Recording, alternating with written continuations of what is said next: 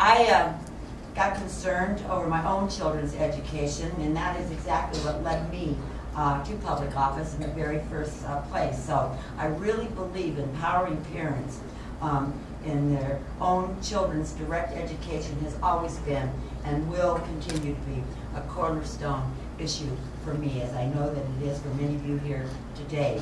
However, I hope that my record has proven once and for all that supporting school choice is not contradictory to supporting our public schools. In fact, the portrayal is truly a false choice. I support the education of our children, no matter where they're learning. That's the key, where they're learning. So I thank you for your support, and I thank you all for being here today. All right, guys, standing up straight and slant. As you can tell, we have some visitors here. They have heard how smart we are. Not everybody knows all the way to their 15, so let's show them what we can do. 4s through 15s, share your dukes. Dukes up. Huh.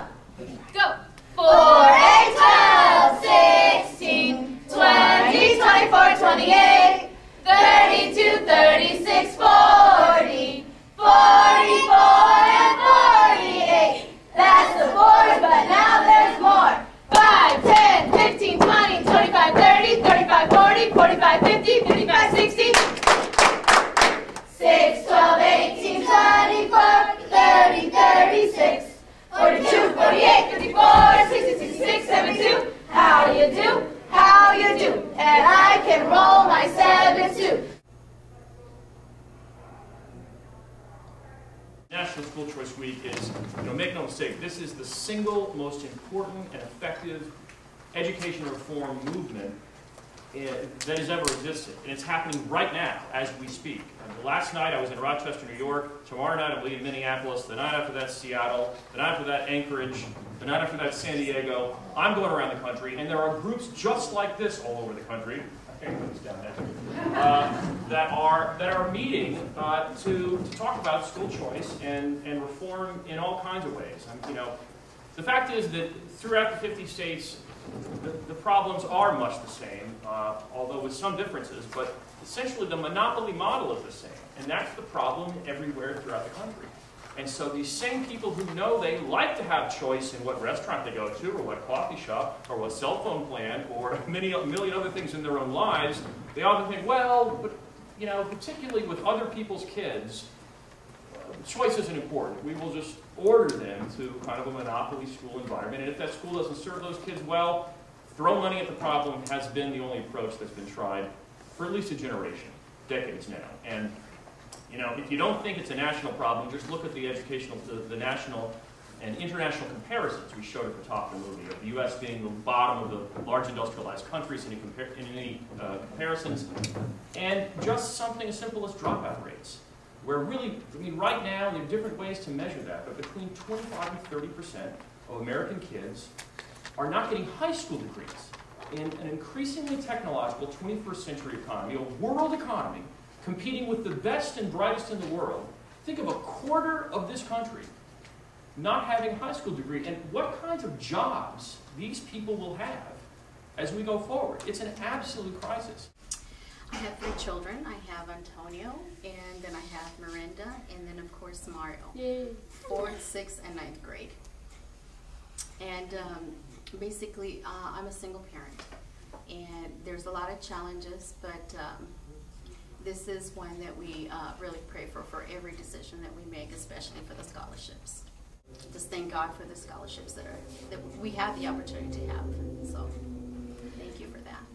If you had something to say to a donor who had given to the tax credit program to help fund scholarships, what would you say to them? Thank you. Thank you so much. Bless your heart for thinking about the future of the children. Thank you. We pray for every decision that we make, and that in fact, we're praying again for another year for a scholarship so my children can continue to have a positive education, to be better in their community and give back to the community in the future. Good morning. I'm Eileen Sigmund. I'm head of the Arizona Charter Schools Association. In Arizona, we have 510 charter schools serving approximately 120,000 students, which is 12.6% of the students, the highest percentage of any state in the nation, and 25% of our schools are charter schools. Tell us what having a scholarship for Lexi means to you, what it's done for your family.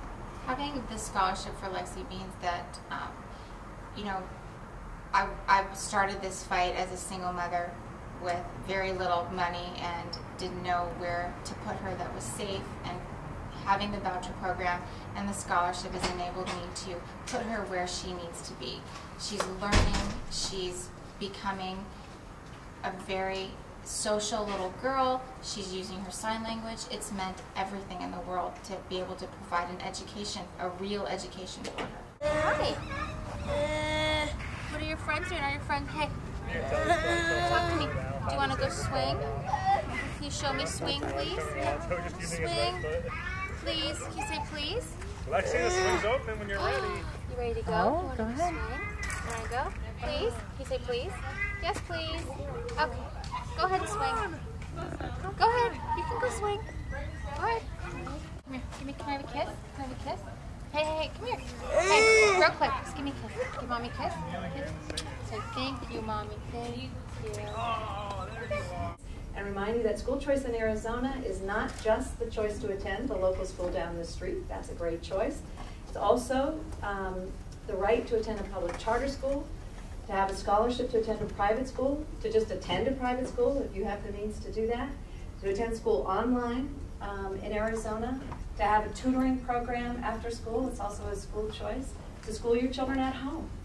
All of those things are critically important, and Arizona has created through policies that the legislature has created now over the past 20 years, the opportunity for kids to take advantage of those different settings in many different ways, be it tax credits, direct funding of students into public charter schools, scholarshiping programs, voucher programs, whatever it takes.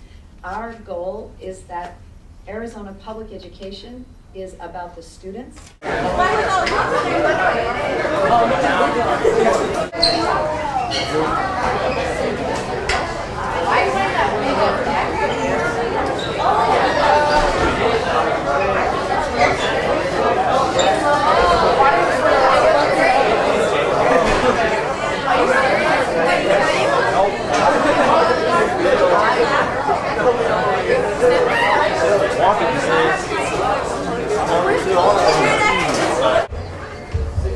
Hey guys, how are you? Hello. He's got to talk after me. So what time? Smile for the camera. Smile for the camera, Trayvon.